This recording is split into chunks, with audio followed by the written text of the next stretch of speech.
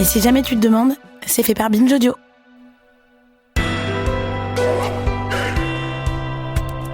Salut, chers auditeurs, c'est Naomi Titi.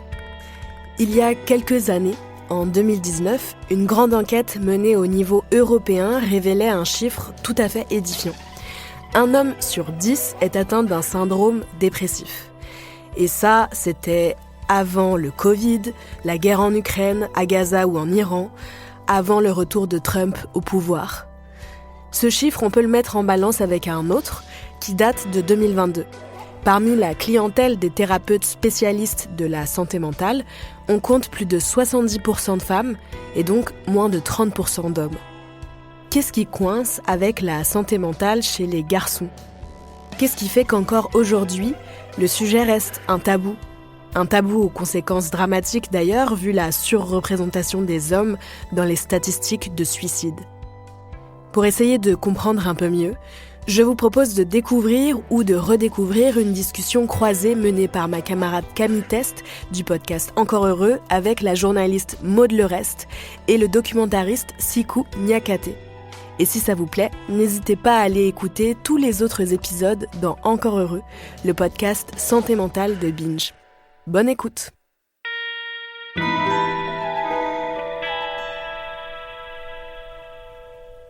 Maud Lerest, tu es journaliste et autrice. Après Les Patientes d'Hippocrate, un premier livre qui portait sur les violences médicales envers les femmes, coécrit avec Eva Tapiero, tu te penches sur la santé mentale des hommes avec Tu devrais voir quelqu'un, un livre qui sort ces jours-ci, aux éditions Anne Carrière. C'est une histoire personnelle qui t'a conduite à écrire ce livre. Est-ce que tu peux nous raconter en 2 mots ce qui t'a pris d'écrire ce livre ? J'ouvre le livre sur cet épisode. J'ai une de mes meilleures amies qui est décédée il y a à peu près 2 ans maintenant. D'un accident, voilà, c'était assez brutal et donc forcément très choquant. Et je l'ai su parce que c'est son meilleur ami à elle, homme, qui m'a appelée le lendemain. Et donc il avait un ton très robotique en m'en parlant, alors que moi, quand il m'a appris ça, je suis tombée par terre, je me suis évanouie, j'ai hurlé, enfin... Et lui, il faisait le taf, quoi. Et c'était comme s'il ressentait rien, alors qu'évidemment que si, il était vraiment abattu. Et c'était très étrange de voir comment il gérait ça. Forcément, on s'est revus après pour diverses choses. Et puis, il m'a dit qu'en effet, c'était vraiment très difficile pour lui, mais que voilà, il fallait pas qu'il se laisse abattre. Et il ne pleurait pas. Mais je me suis dit, c'est dingue, parce que notre peine, elle est exactement la même.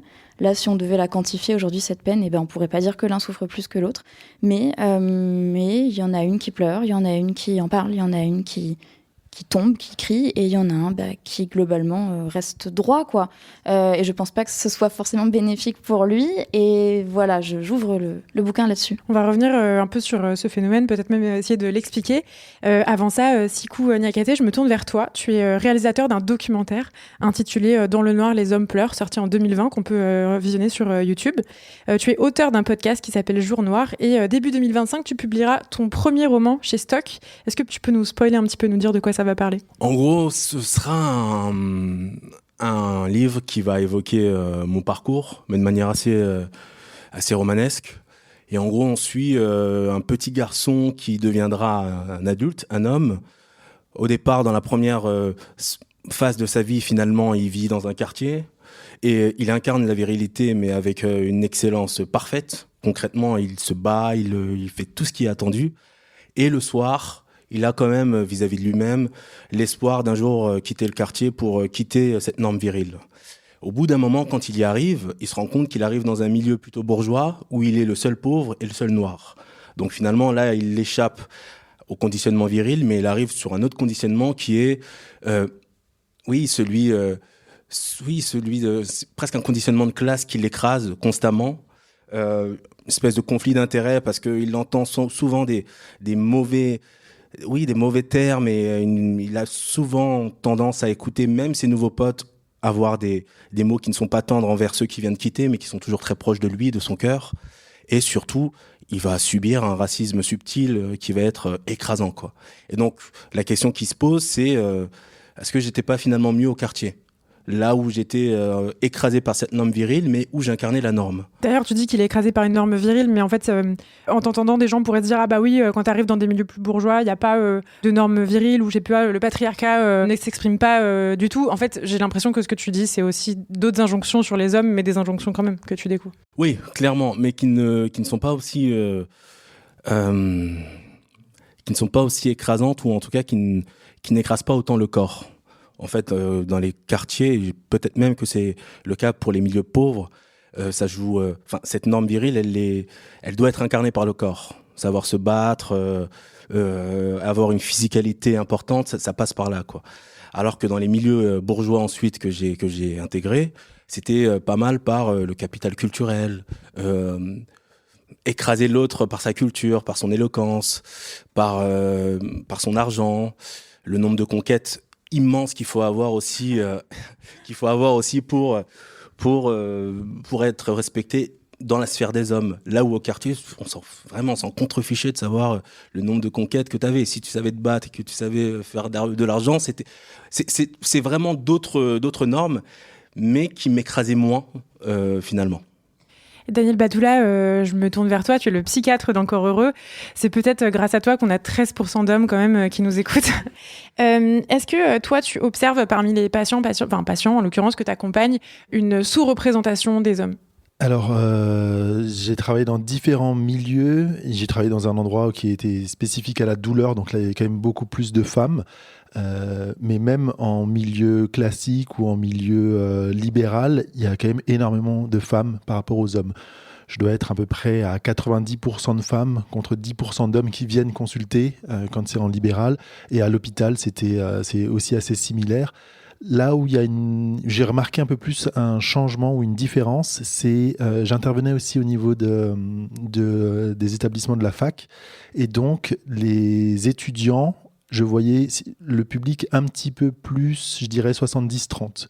Chez la jeune génération, donc les jeunes étudiants d'une vingtaine d'années, il y avait plus d'hommes qui venaient quand même consulter spontanément. Est-ce que tu expliques par le fait que c'est peut-être moins tabou, j'imagine ? C'est moins tabou actuellement, c'est un accès plus facile aussi parce qu'on était implanté sur le campus universitaire, donc les gens venaient beaucoup plus facilement aller voir un psychiatre. C'était complètement anonymisé, donc il y avait un accès plus facile et les gens venaient quand même beaucoup plus rapidement, plus facilement. Et donc les hommes aussi venaient. Et ça, j'ai remarqué que là, à ce moment-là, dans les jeunes générations, il y a un petit peu plus d'hommes qui viennent consulter, ce qui est plutôt positif. Est-ce que les hommes qui passent la porte de ton cabinet, ils ont les mêmes problèmes que les femmes ? Est-ce qu'ils viennent te consulter pour les mêmes raisons ? Alors non, en général, j'ai pas l'impression, en y réfléchissant, que ce soit toujours les mêmes raisons. Chez les hommes, il y a régulièrement, ils viennent me voir pour parler de quelque chose dont ils n'ont jamais parlé à personne d'autre. Parce qu'il y a cette pudeur de parler à d'autres, de parler à leurs compagnes, et s'ils sont en couple hétérosexuel, de parler à leurs frères et sœurs, de parler à leurs parents, de parler à des amis. J'ai l'impression qu'ils ne le font pas, en fait. Et ils viennent voir un spécialiste pour en parler. Alors que les femmes, elles vont venir, mais elles ont déjà parlé à d'autres femmes, à d'autres personnes. Elles ont peut-être même déjà vu d'autres spécialistes avant. Et donc, il y a déjà tout un cheminement qui est fait. Et la problématique est souvent différente. Il y a quand même régulièrement, quand chez les femmes qui viennent me consulter, il y a des problématiques d'agression ou de violence de tout type. Donc, de violence verbale, de violence physique et de violence sexuelle, parce qu'on est dans un monde patriarcal. Donc, elles ont cet écrasement dont tu parlais un petit peu, qu'on peut revoir, parce que et là elles viennent avec toute cette problématique là que les hommes vont pas du tout mettre en avant ou vont moins évoquer. Ils viennent pour me dire qu'il y a un souci dont ils n'ont jamais parlé à quelqu'un. Ça peut être un souci financier ou ça peut être un souci professionnel ou des choses comme ça, mais c'est quelque chose qui est tabou. Et parfois je leur propose d'en parler à des gens autour d'eux, mais ça leur paraît impossible. Alors justement, le fait d'observer que les hommes ont du mal à parler leurs problèmes avec d'autres personnes, ont du mal finalement à s'appuyer sur leur communauté, ou même du mal à s'appuyer sur leurs amis. C'est ce que tu notes, Maud, dans ton livre. Par exemple, tu cites une enquête, c'est l'enquête d'un Survey Center on Americans Life qui dit qu'il y a 30 ans, 55% des hommes disaient avoir 6 amis proches. Aujourd'hui, ils sont 27% et 15% des hommes disent n'avoir aucun ami proche. Est-ce que le fait de comme ça, d'avoir des cercles de proximité où j'imagine on peut peut-être peut-être montrer une partie de soi qu'on montre pas à d'autres gens. Le fait que ce soit si réduit, est-ce que ça explique peut-être pourquoi parfois les hommes vont mal et les hommes vont mal, c'est un exemple, un chiffre qu'on donne facilement, c'est de dire que les taux de suicide par exemple des hommes sont 3 fois plus élevés que ceux des femmes.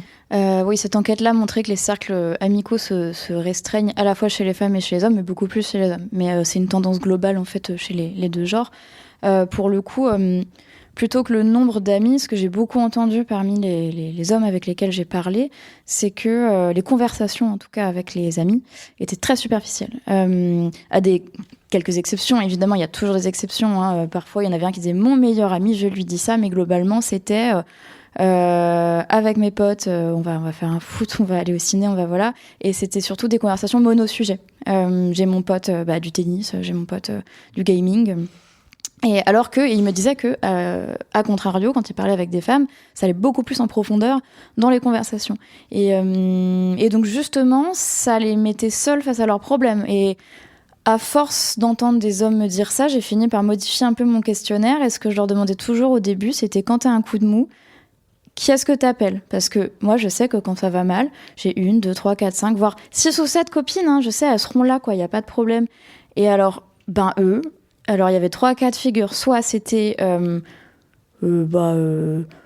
personne. Ils étaient assez honnêtes, hein, je le garde pour moi. Soit c'était, je sais pas, je vais faire un foot. Ou soit c'était, je ne vais jamais mal.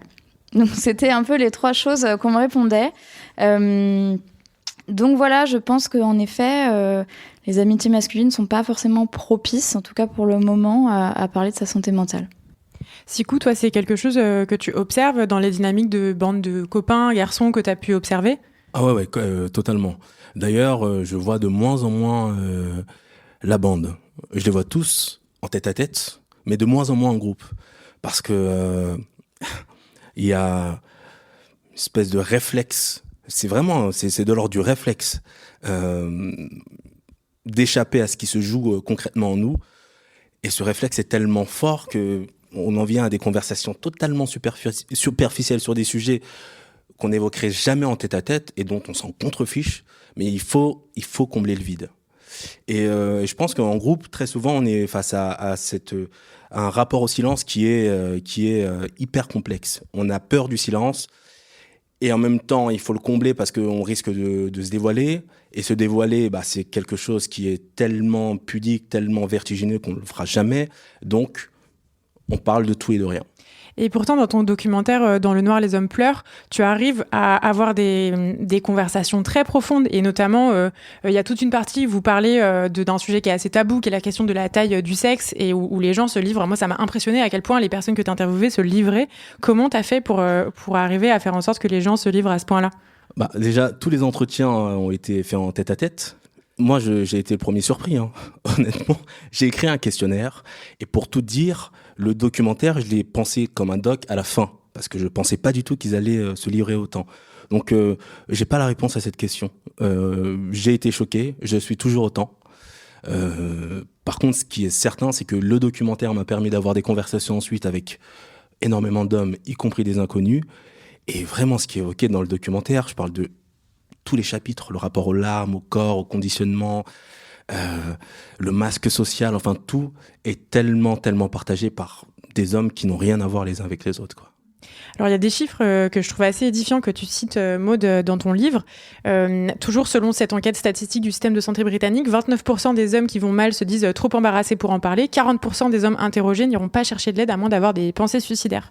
Et c'est vrai que moi, ça m'a fait penser à plusieurs amis hommes que j'ai. J'ai des amis hommes qui effectivement, ne sont jamais allés consulter jusqu'au moment où c'était pas forcément trop tard. C'est jamais trop tard, mais où peut-être que si on avait pris le problème avant, ça aurait facilité.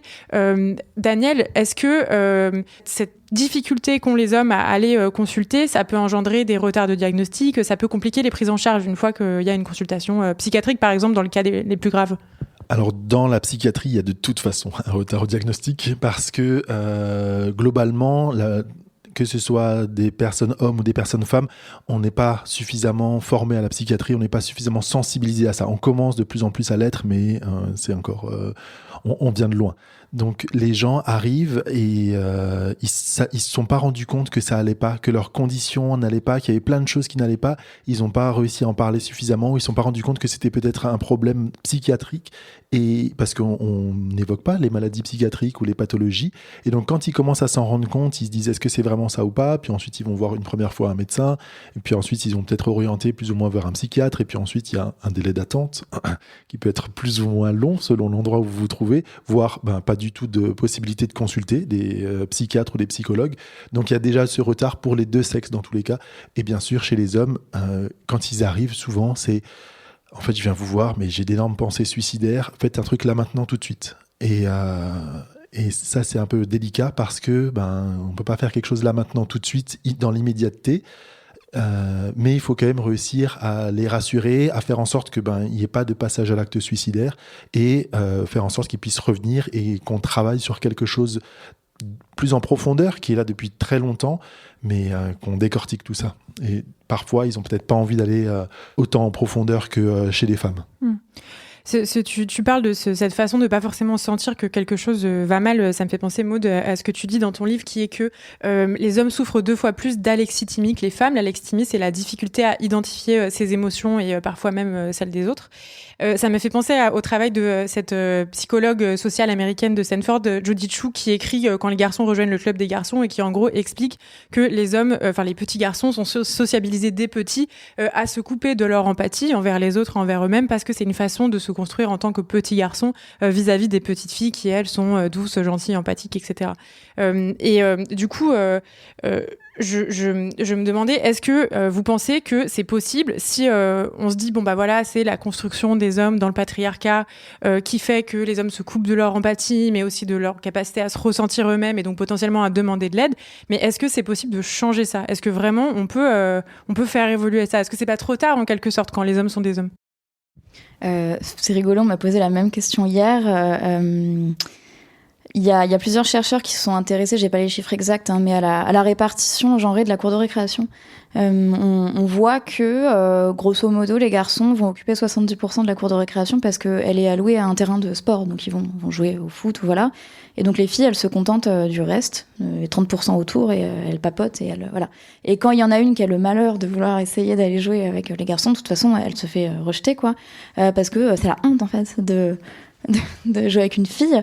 Et à contrario, pour une fille, c'est presque vu comme une espèce d'ascension sociale, en plus, d'avoir des copains mecs. Et il me semble que cette dynamique de différenciation dans les genres, il y en a pas trop quand on a 6 ans, 7 ans, parce qu'on est un peu des bébés, et c'est vers la préadolescence que vraiment ça commence à être vraiment trop la honte de traîner avec une fille, quoi. Et donc les chercheurs qui s'étaient intéressés à ça se disaient que il faudrait des cours de sensibilisation, en fait, dès la primaire, pour faire comprendre qu'on peut jouer ensemble et qu'il n'y a pas de problème, quoi. Je sais pas si c'est la solution magique, mais en tout cas, je pense que ce serait un bon début. Dans l'éducation, de base, ne pas dire à un petit garçon t'as pas le droit de pleurer, ou t'as pas le droit d'avoir mal, ou ce genre de choses, c'est dès le départ. Dès qu'ils sont enfants, c'est à ce moment-là où il faut pouvoir leur permettre d'exprimer leurs émotions, parce que très rapidement, on n'apprend pas. Si on nous interdit de le faire en tant que petit garçon, on va pas apprendre à le faire. Si une fille, elle pleure, en général, on la laisse pleurer, on lui dit, on lui parle. Alors qu'un petit garçon, socialement parlant, c'est pas très bien, c'est mal vu. Et quand il rejoint le boys club, qu'il ait 6 ans ou 16 ans ou 18 ans, quand à chaque fois, comme tu le disais juste avant, dès qu'on est entre hommes, il y a une espèce de... Il y a quelque chose qui se passe où c'est un combat de coq. Il y a personne qui montre ses émotions, il y a personne qui va dire qu'il va pas bien, ça se montre pas. Par contre, en conversation individuelle, à 2, là, on peut un peu plus exprimer ses émotions et dire qu'on va mal ou ce genre de choses. Mais oui, dès le départ, je pense donc effectivement, la cour de récréation, c'est un très bon exemple aussi. Dans toute la société, il faut pouvoir laisser les petits garçons exprimer plus leurs émotions et les garçons et les filles jouer ensemble. Mais qu'en est-il des adultes, du coup ? Sikou, par exemple, toi, dans ton documentaire, tu te rends compte que, en gros, à force de ne rien ressentir, tu ne ressens rien, quoi. Tu n'arrives plus à ressentir des choses. J'imagine que depuis que tu as posé ce constat, des choses ont évolué. Est-ce que tu peux témoigner qu'on peut évoluer ? Parce que ça peut être un peu vertigineux aussi de se dire « Oh mon Dieu, j'ai été coupée de mon empathie à 8 ans, je suis coincée là-dedans, quoi. » Oui, non, je pense que c'est vraiment modifiable. Par contre, ça implique... En fait, je crois qu'on attend, et ça rejoint un peu ce que tu disais, on attend le dernier moment. On attend le moment où si on ne se retourne pas pour regarder nos constructions en face et se dire non, en fait, vous ne me convenez pas, on se prend le mur, on se prend le vide. Bon. Et moi, c'est un peu ce que j'ai fait dans mon. Enfin, moi, c'était au sortir d'une relation. J'étais vraiment plus bas que terre. Et là, encore une fois, je me suis dit, ok, il faut que je règle ça, sinon je vais être dans la merde toute ma vie. Mais si la question c'est comment est-ce qu'on fait pour déclencher cette envie sans avoir besoin que les hommes soient au bord du gouffre, je sais pas encore. Je sais que moi, je sais pas, je fais pas mal de cercles comme ça en non-mixité. Et en fait... Donc entre hommes ? Entre hommes, notamment beaucoup en prison. Et c'est superbe là parce que eux sont enfermés et n'ont pas le choix. Et on pourrait... Ils n'ont pas le choix. Mais c'est superbe en tout cas pour moi en tant qu'animateur parce qu'ils n'ont pas le choix. Non mais c'est vrai. Et ils sont beaucoup plus ouverts et beaucoup plus poreux que si je faisais exactement le même cercle avec ces mêmes mecs en liberté. Parce que quand on est libre, quand on a la possibilité, quand on a le choix, on a toujours tendance à choisir le masque. Et c'est catastrophique. Et alors Maud, tu relates le témoignage d'un homme qui dit « Le psy, moi, intellectuellement, de toute façon, je l'explose ». Et ça m'a vraiment... Ça m'a vraiment fait rire parce que j'ai un ex qui disait ça tout le temps, c'était insupportable. Et en réalité, enfin, c'est pas si drôle que ça parce que ça dit quoi ? Ça veut dire qu'il y a un petit malentendu sur le fait qu'en fait, les psys c'est pour les femmes parce que les femmes elles sont bêtes. Enfin, j'ai l'impression que parfois il y a une sorte de stigma un peu misogyne. Ouais. Cette anecdote c'est marrant parce qu'elle a marqué tout le monde, je crois. Déjà, il y a beaucoup de filles qui m'ont dit, moi aussi j'ai entendu cette phrase. Il y a la variante c'est arrête de me psychiatriser. Sous-entendu. Arrête de me pathologiser. C'est deux exemples, mais oui, alors j'en ai beaucoup parlé avec une psychologue spécialisée dans les questions de genre notamment, qui s'appelle Monique Renard-Kion, que j'interroge dans mon livre, on en a parlé ensemble, on a essayé d'analyser ça, donc c'est lié déjà à une ignorance de ce qu'est la psychologie et de ce qu'est même la santé mentale plus globalement, de ce qu'est aussi la psychiatrie, ils savent pas qu'il y a une différence. Et puis par ailleurs, c'est lié à des conceptions éminemment misogynes de ce que c'est. Vous savez, il y a les sciences dures, il y a les sciences molles. Et puis en plus, comme ça repose sur le fait de quand même se confier, hors de question quoi. Et ce qui est assez drôle, enfin non, c'est tout sauf drôle, mais à titre personnel, moi je suis suivie par une psychologue depuis il y a quelques années, je dirais 6 ou 7 ans, et par un psychiatre depuis, mettons, 5 ans. Donc en fait, psychiatrisée et psychologisée, je le suis. Et j'ai aucune honte à le dire. Et pourtant, enfin, j'allais 1000 fois mieux que ces types-là qui me criaient dessus, qui étaient méchants. Et puis quand j'avais le malheur de dire mais tu penses pas que ça pourrait un peu t'aider bébé d'aller voir quelqu'un, et ben là mais qu'est-ce que j'avais pas dit quoi, c'était l'insulte suprême. Et donc cette phrase qu'il m'a sortie, je n'irai jamais voir un psychologue parce que intellectuellement je l'explose. Il a dit le mot exploser. Et donc je me suis dit, en plus il y a une confusion quoi, parce qu'il n'est pas question d'être plus intelligent, enfin t'as pas compris de quoi tu parles quoi.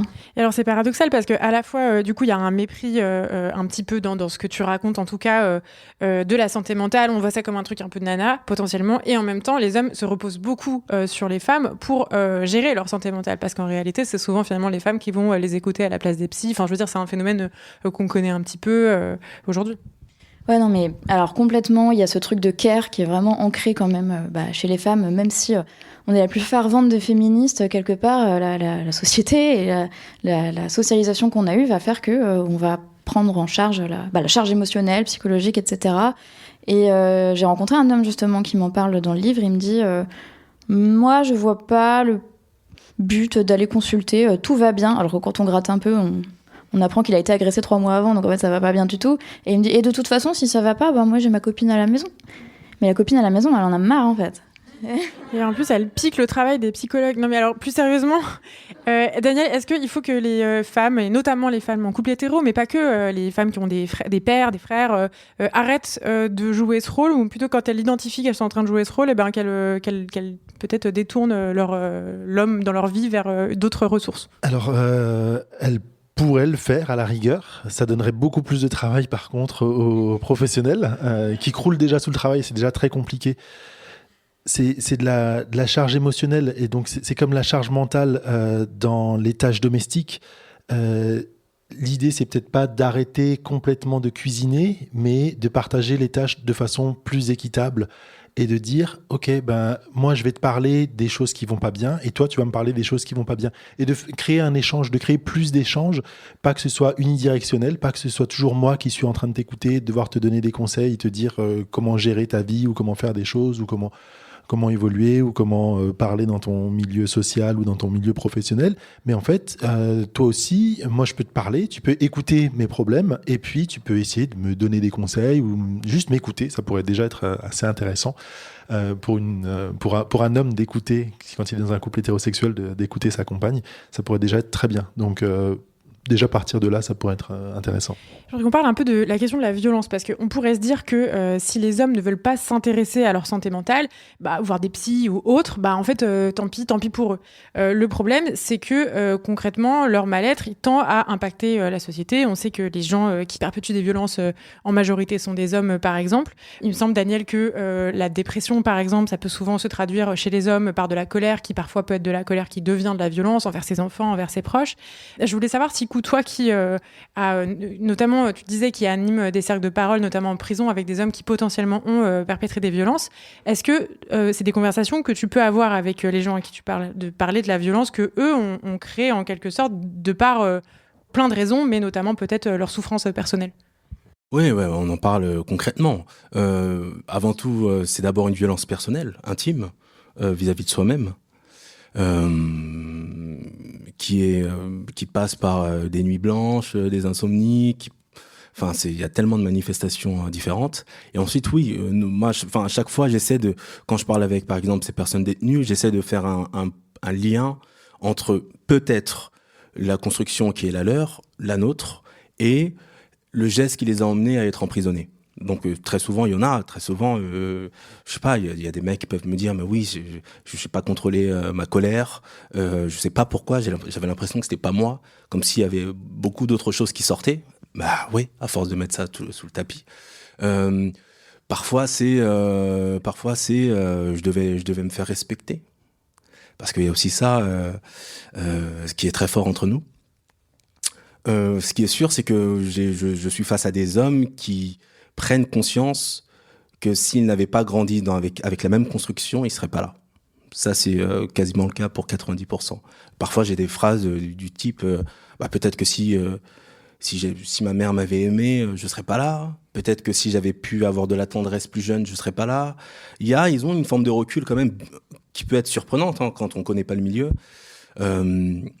Mais oui, en tout cas, ils font un lien, et je le fais aussi, et je pense que c'est un lien qui existe en fait dans toute la société, quel que soit le type de violence, même quand c'est de la violence psychologique qu'on exerce sur les autres, entre ce qu'on maintient sous le tapis et qui brûle à l'intérieur de nous, et ce qu'on a besoin de décharger parfois de manière incontrôlable pour être un peu moins plein. À la fois, quand tu parles de ces parcours de personnes qui peuvent avoir des parcours compliqués, j'ai l'impression que parfois il peut y avoir une injonction à aller voir un psy ou à traiter sa violence à travers le prisme individuel, alors qu'en fait on parle d'une question sociale.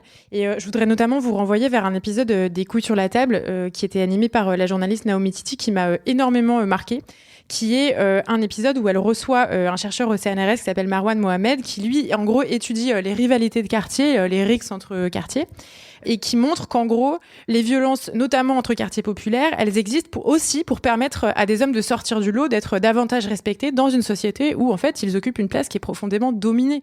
Et donc, du coup, est-ce que après aller dire à ces gens, maintenant, il faut aller voir le psy pour régler votre violence, est-ce que c'est pas complètement passé à côté du fait que ce sont des personnes qui sont confrontées à de profondes injustices sociales? Ah mais oui, complètement. Je pense que les psys, quels que soient les types et les genres, ne sont pas faits dans un premier temps pour tous les hommes. Dans un second temps peut-être, mais je pense que quand on parle d'hommes qui n'ont jamais rencontré leur sphère intime, qui mettent vraiment tout sous le tapis à un point qui est quand même vraiment flippant, et j'en ai fait partie.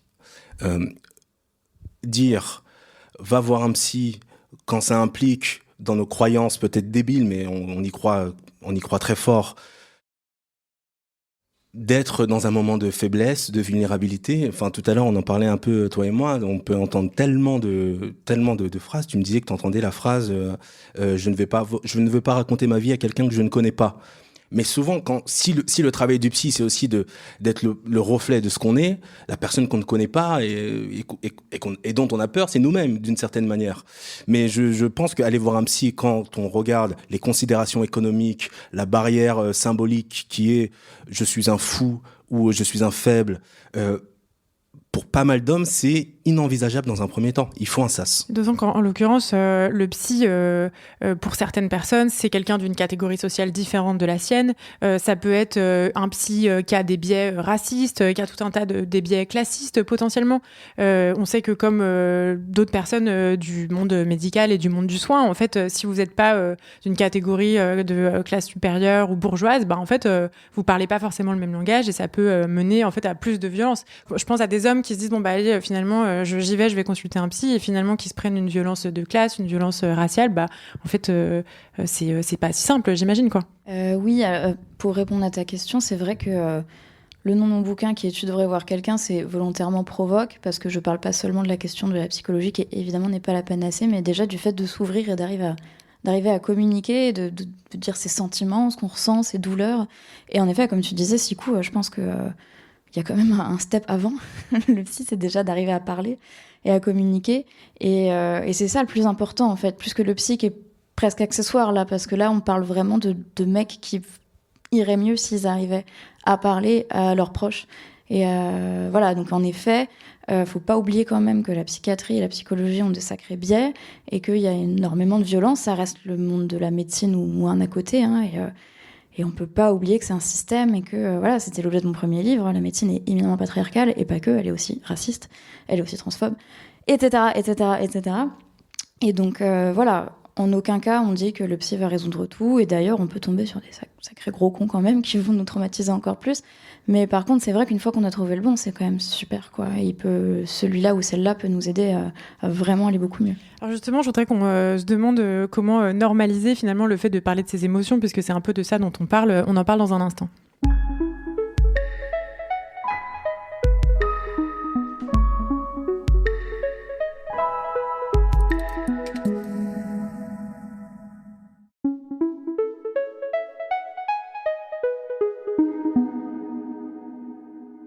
Dans cet épisode d'Encore Heureux, on se penche sur la santé mentale des hommes avec Maud Lerest, Sikou Niakaté et Daniel Batoula. Daniel, toi, comment tu approches les hommes qui sont sur la défensive dans tes consultations ? Déjà, est-ce que tu en as ? Et si oui, comment tu fais pour les amadouer ? Alors oui, j'en ai qui vont être... si déjà ils viennent me voir, c'est qu'il y a déjà quand même un petit travail. Ils se sont déjà dit, bon, il y a quelque chose qui va pas, je vais peut-être en parler à quelqu'un. Et ils vont voir un professionnel. Donc il y a quand même beaucoup de travail en amont qui a été fait que je ne vois pas. Je sais pas comment est-ce qu'ils font pour venir me voir au final, comment est-ce que ça, il y a cette démarche. Ils sont en train de craquer ou c'est le bout du bout et donc ils se disent je prends un rendez-vous et puis on verra bien ce que ça donne.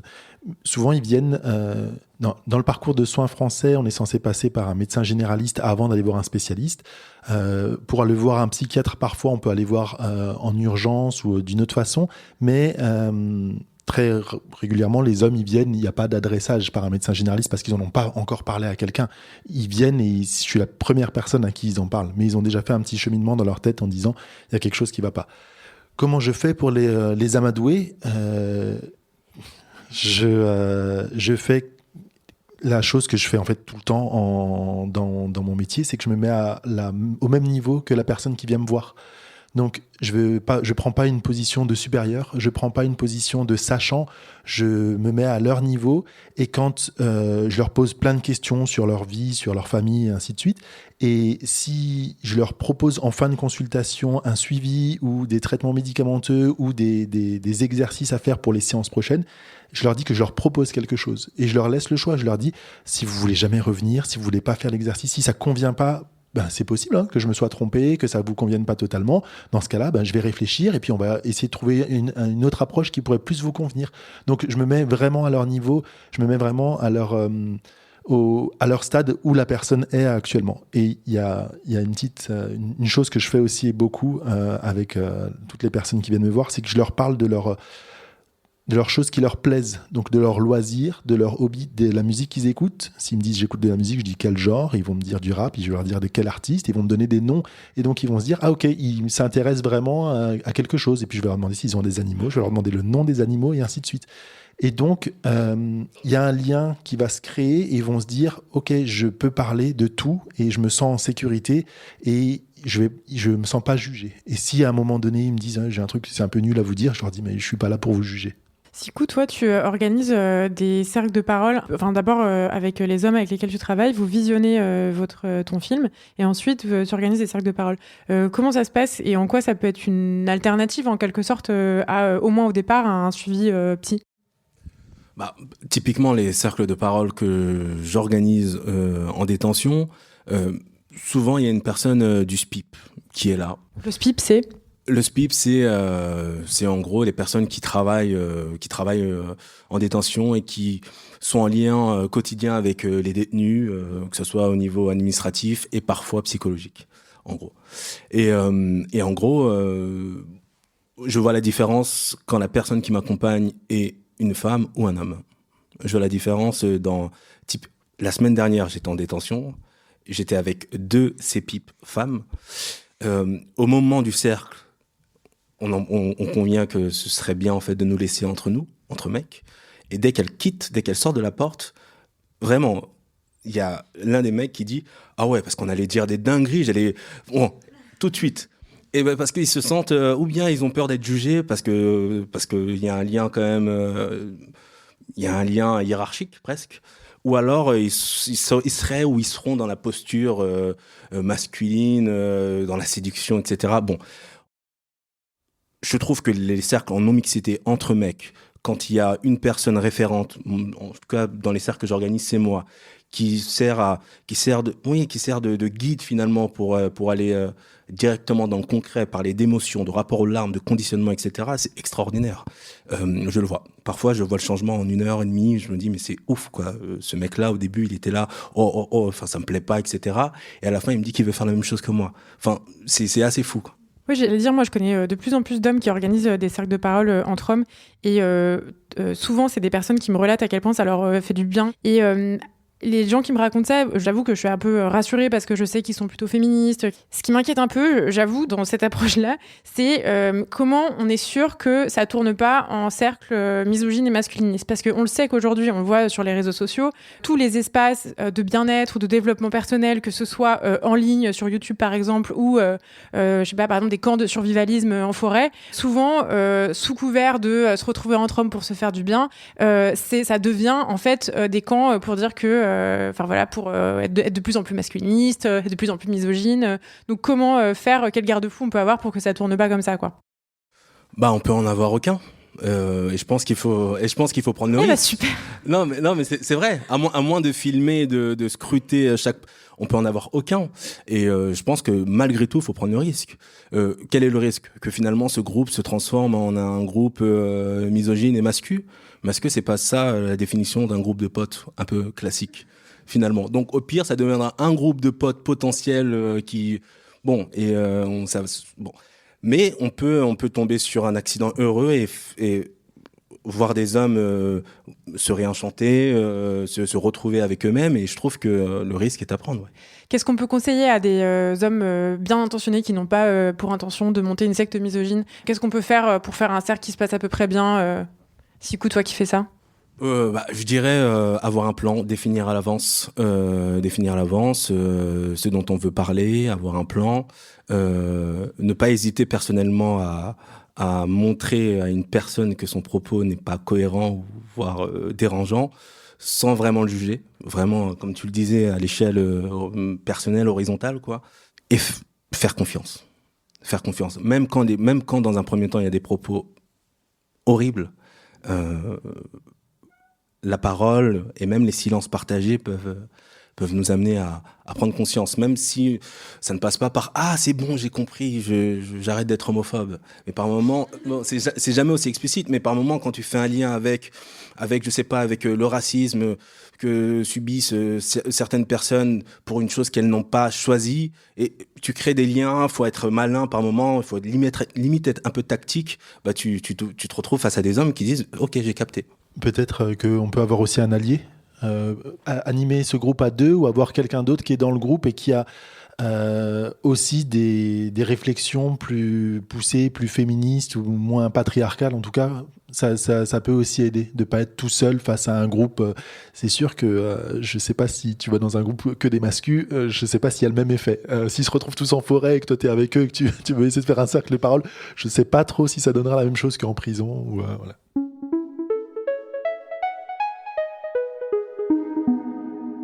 Pour terminer, j'aimerais bien qu'on se tourne vers la salle. Si vous avez des questions pour nos invités sur la question de la santé mentale des hommes, n'hésitez pas à lever la main. Bonjour. Je ne sais pas si vous aurez la réponse, mais comment on fait pour convaincre un proche mec d'aller voir une psy ou un psy ? J'ai pas la réponse. Dieu sait que j'ai essayé. Après, en soi, là où le livre était intéressant, c'est que comme les hommes que j'interrogeais, la plupart du temps, j'avais pas de lien avec eux. C'était pas mes mecs, c'était pas mes ex, c'était pas mes amis, c'était pas mes collègues. Donc en fait, on était dans un terrain neutre et on parlait parfois pendant 1h30, 2 heures. Et à la fin, ils se disaient ouais, j'avoue, peut-être que j'irai. Et c'est parce qu'il y avait cette neutralité qui permettait ça. Donc déjà, je pense, tout ça pour dire que si c'est par exemple ton compagnon ou ton père ou voilà, je pense qu'il y a quand même une barrière qui fait qu'il t'écoutera peut-être moins parce que il va penser que c'est pas neutre et il va avoir des a priori sur ce que tu penses. Donc quand même, ce que j'ai constaté dans toutes les histoires que j'ai recueillies, c'est que le déclic, ça a toujours été une femme, que ça soit une ex, une copine, ça a toujours été une femme qui a motivé ces mecs-là à y aller, quoi. Enfin, pour ceux qui y sont allés, en tout cas, par force de persuasion, quoi. Moi, ce que je pourrais te dire, c'est que si c'est une personne avec qui vous êtes en couple, parce que je fais de la thérapie de couple aussi à certains moments, souvent c'est la femme qui vient, qui traîne son mari en thérapie de couple ou qui ne sait pas comment le faire venir en thérapie. L'idée, c'est de dire à cette personne-là que c'est pas elle le problème. C'est pas elle le problème, mais c'est cette personne qui détient une partie de la solution. Donc, on peut travailler qu'avec madame, mais si monsieur ne vient pas, on n'arrivera pas à solutionner entièrement tout le problème. Donc, il fait partie de la solution. Donc, j'ai besoin qu'il vienne absolument en consultation pour qu'on arrive à faire quelque chose au final. Parce que s'il n'est pas là, on n'a que la moitié de la problématique et on ne peut pas aller au bout des choses. Donc, ça, c'est si c'est quelqu'un avec qui vous êtes en couple. L'autre cas de figure, c'est si vous n'êtes pas en couple avec la personne. Moi, je pense que c'est l'exemple. L'exemple peut aider beaucoup. Alors, si vous êtes une femme, c'est un peu plus... Alors, vous pouvez lui dire que vous allez voir un psy, que ça vous fait du bien, ainsi de suite. Mais comme vous êtes une femme et que c'est un homme, il ne va pas vous écouter ou il va vous dire « Ok, c'est un truc de gonzesse voilà, », en général. Alors que si vous avez par contre un autre ami homme qui peut lui dire « Moi, je vais aussi voir un psy, moi, ça me fait du bien, je pense que tu pourrais peut-être le faire », là, il va être déjà plus attentif. Parce que comme Camille le disait au début de cet épisode, les hommes, ils écoutent surtout les hommes. Donc, voilà. Ouais, et je pense qu'il y a aussi le fait qu'en tant que mec, disons classique, on a été conditionné à ne pas demander de l'aide, à ne pas se mettre en posture de faiblesse. On a l'impression qu'on doit tout gérer. Et donc, que l'absence de considération sur la santé mentale, c'est une manière de gérer. Et c'est là où on peut retourner la chose en disant mais non, gérer, c'est concrètement regarder en face, aller en discuter, mettre les mains. C'est là que tu gères. Indépendamment du fait que ce soit masculin ou non, tu dois savoir gérer ça parce que c'est important. Si un jour tu vas être père, comment est-ce que tu vas gérer finalement les émotions d'un gosse alors que tu es incapable de gérer c'est pas possible. Tu dois le faire. Et en tant que l'adulte que tu es, tu dois y mettre les mains aussi. Tu grandiras parce que je pense qu'il y a aussi la question du gain, du bénéfice. Si on a l'impression que ça ne servira à rien, alors on n'ira pas. Bonsoir. Moi, je me demandais s'il y avait une nuance dans les hommes que vous rencontrez ou que vous traitez au niveau de l'âge, sur la manière d'exprimer ses émotions, de pas les exprimer justement. Est-ce qu'un homme de 50 ans, il a la même manière de réfréner ses émotions qu'un jeune homme de 18 ans? Est-ce qu'il y a des progrès avec les nouvelles générations? Moi, c'est ce que j'ai constaté en tout cas, hein, comme je disais avant, quand j'ai travaillé au niveau de l'université avec des jeunes de 20 à 27 ans, il y avait quand même beaucoup plus de facilité à exprimer les émotions, à les identifier, à les nommer, à les dire et à utiliser la boîte de mouchoirs qui est sur mon bureau.